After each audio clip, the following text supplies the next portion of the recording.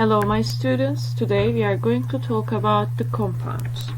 So today, yesterday we were talking about the elements, the different atoms around us, and we said that these elements are the main structural unit of every matter around us. What was an element? Let's remember. An element is a type of matter made up of just one kind of atoms. For example, these are the examples for different elements. They have different electrons, different numbers of electrons, different numbers of protons and neutrons. Okay? The structure is the same. In the nucleus we have neutrons and protons, and around the nucleus we have moving electrons. But the numbers of these are changing from element to element. For example, neon has different number of protons and neutrons and electrons. On the other hand, copper has a different number of electrons, protons and neutrons. So now today we are going to talk about compounds. If you want to follow me from your book, please open your book, page 634 and 635.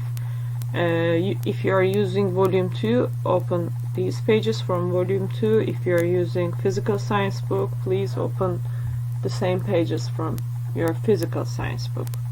So let's try to learn what are the compounds. If you are ready, and open your books. So a compound is a substance formed by atoms from two or more elements. What does it mean? So we said we have different elements, right? So when these different elements come together, they are forming a compound. For example, we have an element called as hydrogen, and we have another element called as oxygen. When they come together, they are forming a compound as we know as water. Or we have sodium element and we have chlorine element. When they come together, they are forming a compound what we know as salt. You can see the same picture on your book, also here on page 634. You can see the same picture here. So we also will learn something as molecule. So this is, for example, a molecule of water. A molecule is made up of two or more atoms joined together chemically. Okay? So these atoms are joining together and forming a water molecule. A compound is a substance formed by atoms from two or more elements. Okay? So if I have two or more elements, I'm saying that this is a compound. Okay? Compound is the most essential thing that you need to learn in this topic. So if we are talking about when two different atoms, two different elements are coming together, and as a result they will form a compound. Okay? For example, we have another example here. So here also it is written, compounds are made of atoms at least two different elements. If I am seeing the same element in this equation, for example, I can't say that this is a compound. Okay? For compounds, I should have two different elements. Don't forget, like hydrogen and oxygen, at least two. Okay? It can be three or more, but we need at least two different elements. Okay? So, for example, sodium and chlorine, two different elements forming something else. Okay? As a result of a chemical reaction. Remember the chemical reaction from chemical and physical change. Okay, so for example here, fireworks They are saying the colors of fireworks are coming from chemical compounds. With combining different elements, for example, calcium and chlorine, we can obtain orange color. By combining sodium, nitrogen and oxygen, we can obtain yellow color. Or by combining lithium, carbon and oxygen, we can obtain red color. Okay?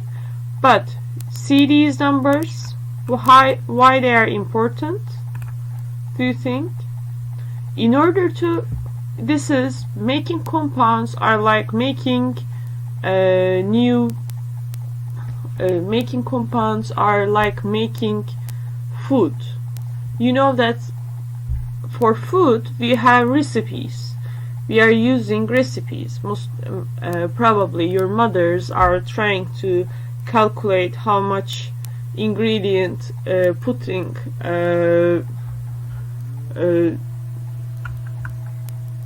how much ingredients she should put in a meal. So like the food that we are calculating the ingredients, also for compounds we should calculate the ingredients. For example, if I take one calcium atom and one chlorine atom, I can't make this substance. I need one calcium and two chlorine. For example, I need one sodium, one nitrogen, but three oxygen to make sodium nitrate. Or here I need 2 lithium, 1 carbon and 3 oxygen for making lithium carbonate. Okay, we are trying to find calcium chloride, sodium nitrate or lithium carbonate. They are new substances who are giving these colors, but for each of them I have a formula. I need this, at least that amount from each. 1 calcium atom and 2 chlorine atom for calcium chloride. 1 sodium, 1 nitrogen, 3 oxygen atoms for sodium nitrate. Okay? So for compounds we have this specific requirement. We need to have some certain amount to make a substance. Okay? For example, we have in your book, you will see a question here. It is saying fructose is often called fruit sugar. For every 6 atoms of carbon in the compound, we have 6 carbon, 12 hydrogen and 6 oxygen atoms inside the fructose. Okay, it is asking for us the fractions. Okay, in lowest terms, what fraction of fructose consists of? Let's do this question together, for you will understand better while we are solving. This question basically saying us for making fructose, okay, this substance we need 6 carbon atoms, 12 hydrogen atoms and 6 oxygen atoms. Okay, this is what we have. What it is asking for, we need to calculate the fraction of carbon atoms, hydrogen atoms and oxygen atoms that one fructose molecule have, one fructose compound has. Okay, so how we are going to calculate this? First, we need to calculate the total number of atoms inside the fructose. In total, we have 24 atoms inside this fructose. Okay, so now we will try to calculate the fraction of carbon in total and hydrogen in total and oxygen in total. How we are calculating the fractions? If you need to find the fraction of carbon atoms inside the fructose, you should divide the amount of carbon to the total number of atoms. So for finding carbon, we should divide 6 by 24 in order to understand the fraction of carbon atoms inside the fructose. So when we divide 6 by 24, we can get 1/4.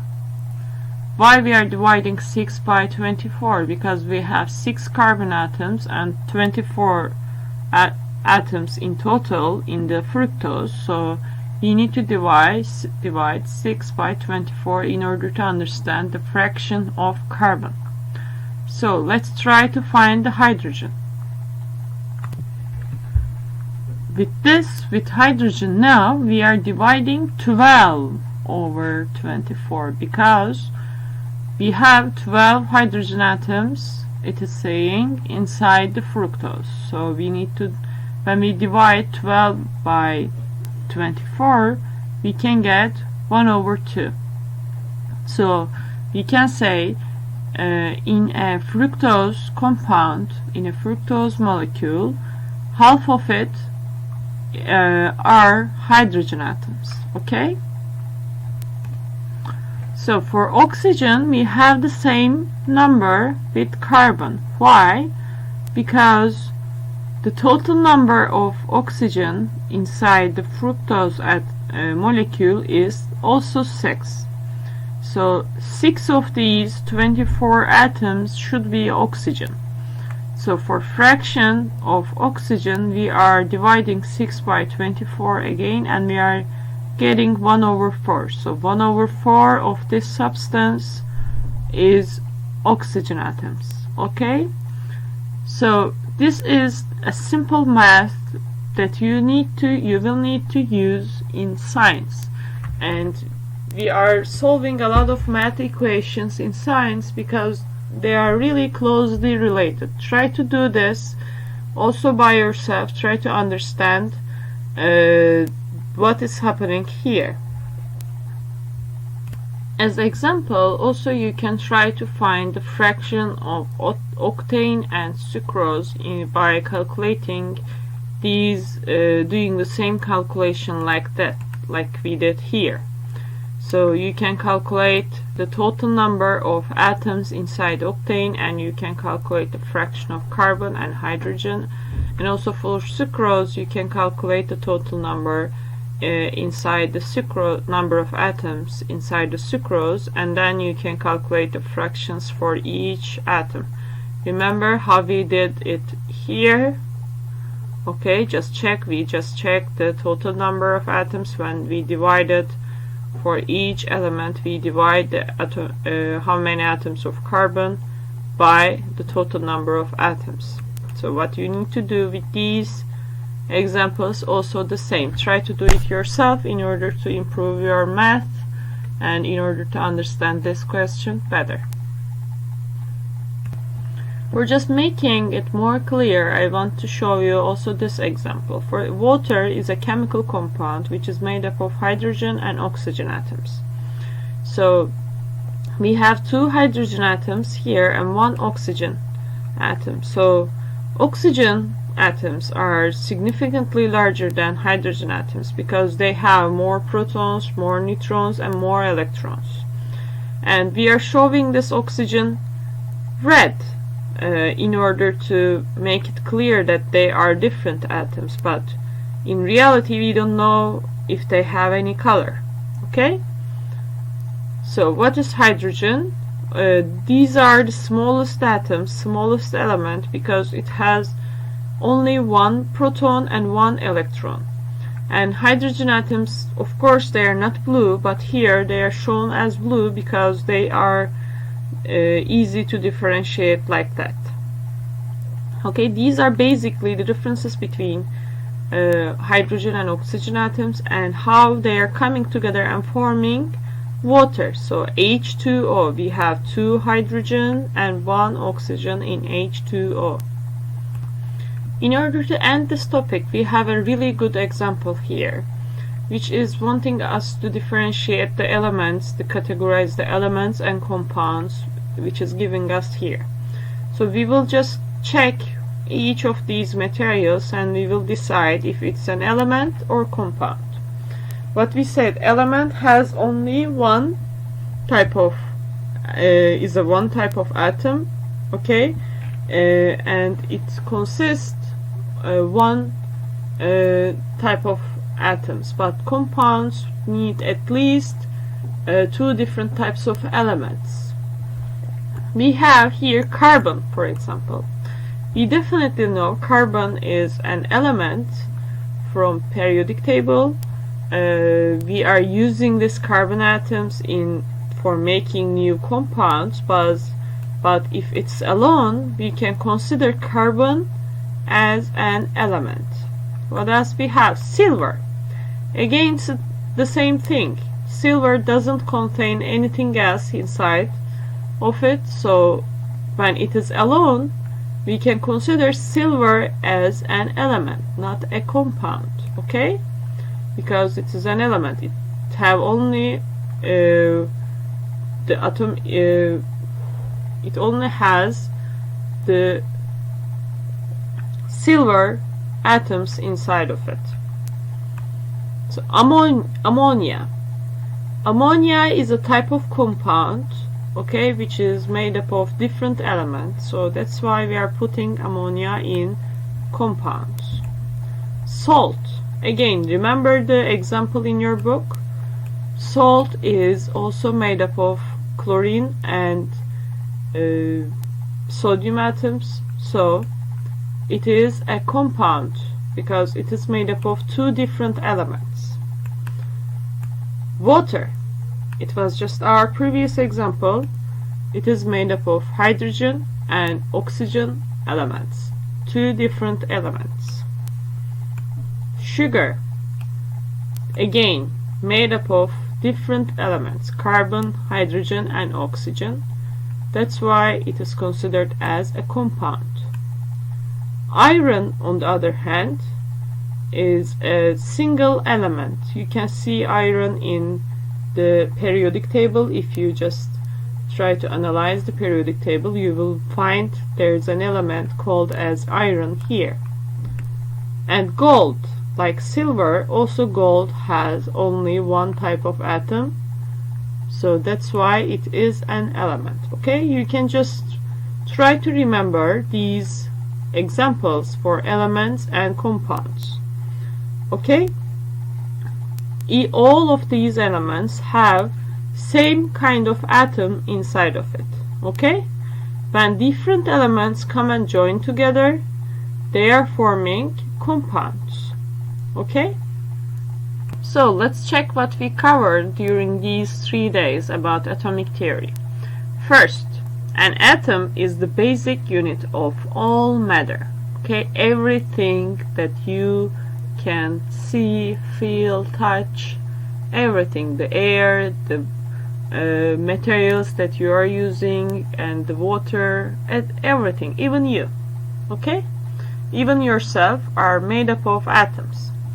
And atoms contain protons, neutrons and electrons. Okay, and these are the basic structures, particles inside an atom.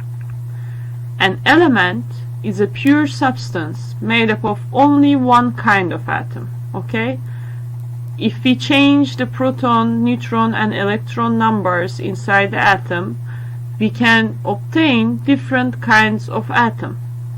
So an element is a substance made up of only one kind of atom. And these elements can come together and form, different elements can come together and form compounds. Okay? So when two or more elements come together, the substance formed is called as compound. The atomic theory explains the structure and behavior of atoms. That's why we call it atomic theory. Atomic theory gives us the explanation of what is proton, what is neutron, what is electron, how the elements are made, how the compounds are made. Okay, these are the things that you should remember about this topic. And now for finishing this subject, please, you can revise pages between 634 and 635 for compounds. Okay, but you can revise all lesson 6 in order to understand the atomic theory, okay, the elements, compounds, and atom. And please do your homework, pages between 636, 637, and 638. Thank you for listening. See you in the next session.